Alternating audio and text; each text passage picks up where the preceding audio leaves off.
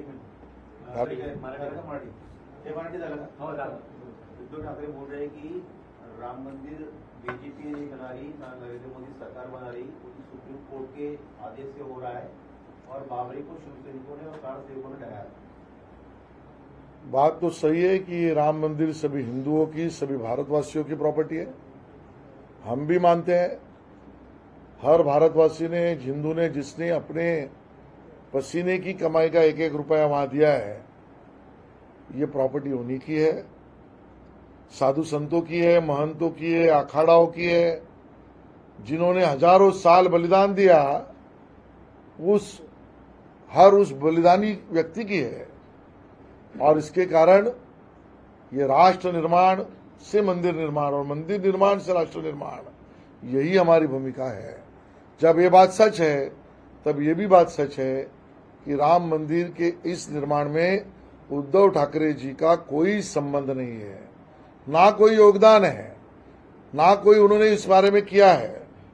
क्योंकि राम वर्गणी पूरा देश जब दे रहा था, तब उस राम वर्गणी के ऊपर आलोचना करने वाला दल ये उद्धव जी का था।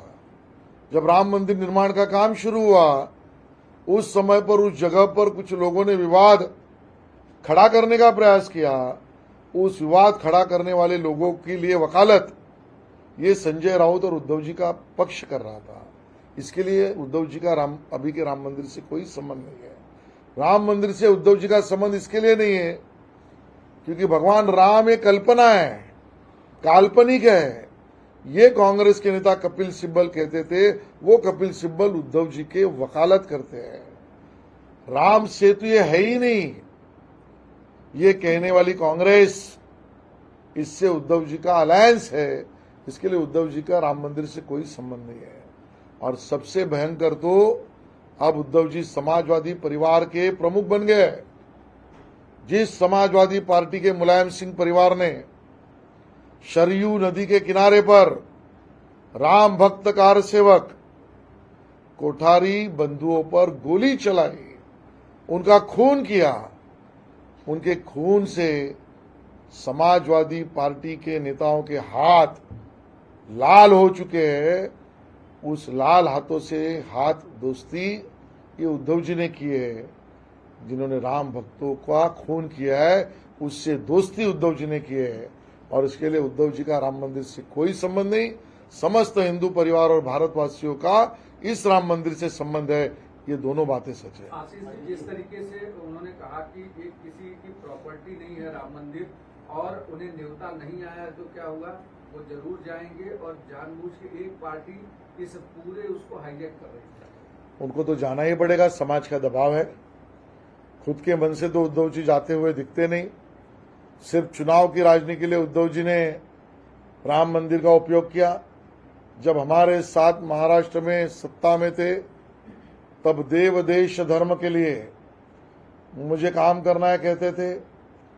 उनको लगता था ये बोलने से भाजपा की अड़चन होगी, लेकिन भारतीय जनता पार्टी के सरकार ने करके दिखाया।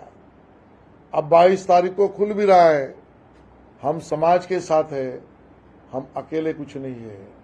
लेकिन जब मुख्यमंत्री पद की कुर्सी दिखी, तो उद्धव जी ने देव देश धर्म छोड़ दिया और राम मंदिर का विरोध करने वालों के साथ दोस्ती कर ली।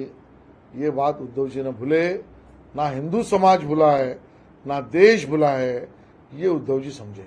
बोल रहे हैं कि बीजेपी के पास नरेंद्र मोदी के अलावा कोई विकल्प नहीं है। इंडिया अलायंस में तो बहुत से सारे चेहरे पीएम पद के, और 10 वर्ष में मोदी ने क्या काम किया है जनता को पता है। इसलिए गाँव-गाँव जाओ और लोगों से सवाल पूछो कि मोदी की गारंटी या मोदी की योजना अब तक पहुंची कि नहीं पहुंची। मोदी जी का काम गाँव-गाँव तक पहुंचा ही है, चर्चा गाँव-गाँव तक चल ही रही है। और इसी के कारण 3 राज्यों में जनता ने वोट दिया है, बढ़ चढ़ के वोट दिया है। कांग्रेस का डिपॉजिट गायब हो चुका है। अब बारी उद्धव जी की है। महाराष्ट्र में उनके 50% से ज्यादा उम्मीदवार अपना डिपॉजिट भी नहीं बचा पाएंगे और महाराष्ट्र में जीत शिवसेना और उद्धव जी के हाथ में भी नहीं लगेगी, क्योंकि वो विकास के विरोधी है, ये भगवान राम के विरोधी है। आशीष जी, जिस तरीके से देवेंद्र फडणवीस पर टिप्पणी करते हुए उन्होंने कहा कि वो इतने वजनदार हैं कि अगर बाबरी पर खड़े होते तो बाबरी का ढांचा टूट गया होता अपने आप। भाई देवेंद्र जी तो वजनदार है ही, और उसी के कारण तो उद्धव जी आपकी सरकार गिर गई। उन्होंने एक पांव रख दिया, आपकी सरकार गिर गई।